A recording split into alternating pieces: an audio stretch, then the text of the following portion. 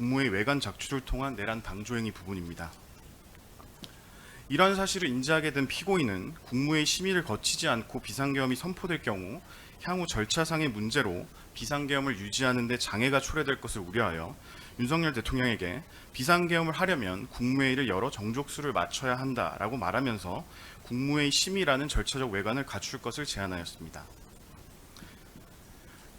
국무회의 의사 정족수는 11명인데 당시 대통령실에는 피고인 등 김영현 장관, 윤석열 대통령, 이상민 장관 등 7명의 국무회의 구성원이 있는 상태로 4명의 국무위원이 추가로 필요한 상황이었습니다. 이에 따라 피고인은 추가로 국무위원들을 부르자고 건의하고 윤석열 대통령은 대통령 부속실 직원을 통해 추가로 국무위원을 부르라고 지시합니다. 그 과정에서 피고인은 김영현 장관과 국무위원 소집 상황을 점검하며 의사 정족수를 채우려고 하였습니다. 특히 김영현 장관은 의사 정족수에 4명이 부족한 상황에서는 피고인에게 손가락으로 숫자 4를 표시하고 의사 정족수에 1명이 부족한 상황에서는 손가락으로 숫자 1을 표시하며 피고인과 긴밀히 논의하였습니다. 또한 윤석열 대통령이 비상계엄을 선포하기로 한 22시가 가까워 오고 있음에도 의사 정족수가 충족되지 않자 송미령 장관에게 직접 전화를 걸어 어디쯤이세요? 빨리 오세요. 더 빨리 오시면 안 되나요? 라고 말하며 출석을 독촉하기도 하였습니다. 이와 같은 피고인의 건의에 따라 22시 16분경 국무위원 11명이 모이게 되자 윤석열은 참석자들에게 비상계엄 선포문을 나눠주며 아무런 심의나 의결 없이 비상계엄을 선포하겠다고 일방적으로 통보한 후 22시 27분경 비상계엄을 선포하였고 그 과정에서 피고인은 대통령의 독단적이고 자의적인 권한 행사를 견제하기 위해 국무총리에게 부여된 권한을 전혀 행사하지 않았습니다.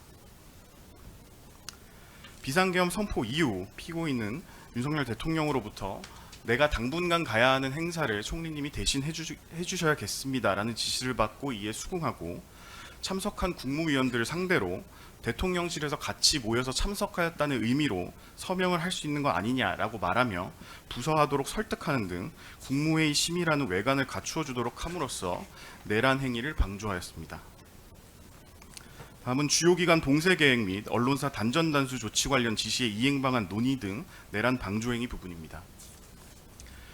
비상계엄 선포 이후 윤석열 대통령은 최상목 장관에게 국가 비상입법 기구 관련 예산을 편성할 것, 국회 관련 자금을 차단할 것 등의 지시를 하였고 이상민 장관에게는 다시 한번 단전 단수 조치와 관련된 지시사항을 강조하였는데 피고인은 현장에서 이를 직접 목격하고 인지하였습니다.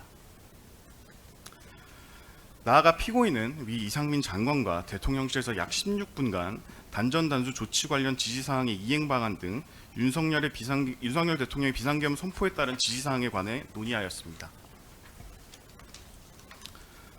피고인과 위와 같은 논의를 거친 이상민 장관은 소방청장 허석권에게 전화하여 24시경 경찰청으로부터 요청이 오면 해당 언론사에 대한 단전 단수 조치를 취하라고 말하는 등 경찰청장과 소방청장에게 전화하여 관련 조치를 지시하고 점검하였습니다. 다음은 비상계엄 선포 후 절차적 요건 구비 시도 등 내란 방조행위 부분입니다. 2024년 12월 3일 23시 05분경 대통령실에서 나온 피고인은 정부 서울청사로 이동하면서 당시 여당 대표인 추경호 대표에게 전화하여 추 대표 걱정하지 말라라고 말하였고 그리고 2024년 12월 4일 01시경 정부 서울청사로 이동해서 정부 서울청사에 있는 국무조정실 직원에게 비상계엄 선포가 국회에 통고가 되었냐 등을 물으며 후속 조치와 관련한 절차적 요건을 보완하려고 하기도 하였습니다. 다음은 계엄 해제 국무회의 심의 지연 등을 통한 내란 방조행위입니다. 한편 2024년 12월 4일 01시 2분경 국회에서 계엄 해제 요구 결의안이 가결되었습니다. 그럼에도 윤석열 대통령은 군대와 경찰을 동원하여 국회를 봉쇄하고 비상계엄을 계속 유지할 수도 있다는 생각에 국무조정실장 방기선으로부터 해제 국무회의를 해야 하는 것 아니냐, 지금 해결할 수 있는 사람은 총리님 밖에 없다는 건의를 받았습니다. 그럼에도 피고인은 조금 한번 기다려보자 라고 말하면서 위 건의를 묵살하고 비상계엄 해제를 위한 조치를 지연하였습니다.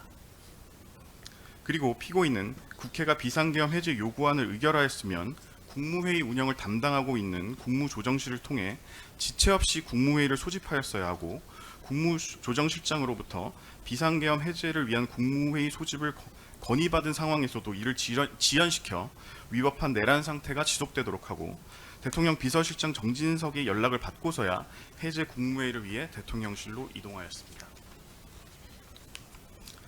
결국 피고인은 계엄 선포 전에는 국무회의 외관 작출을 건의하였고 송미령 장관의 출석을 직접 독촉하였으며 계엄에 동조하는 의사를 표시하였고 계엄 선포 이후에는 윤석열 대통령의 지시사항을 수용하고 국무위원들에게 부서하도록 설득하였으며 이상민 장관과 단전 단수 조치에 관해 협의하고 여당 원내대표와 통화하며 비상계엄이 유지될 것이라는 신뢰를 부여하였고 국회 통고 절차 등을 보완하려고 하였으며 국회 계엄 해제 요구 결의 이후에는 비상계엄 해제를 위한 국무회의 소집 건의를 묵살하고 비상계엄 해제를 지연시켰습니다.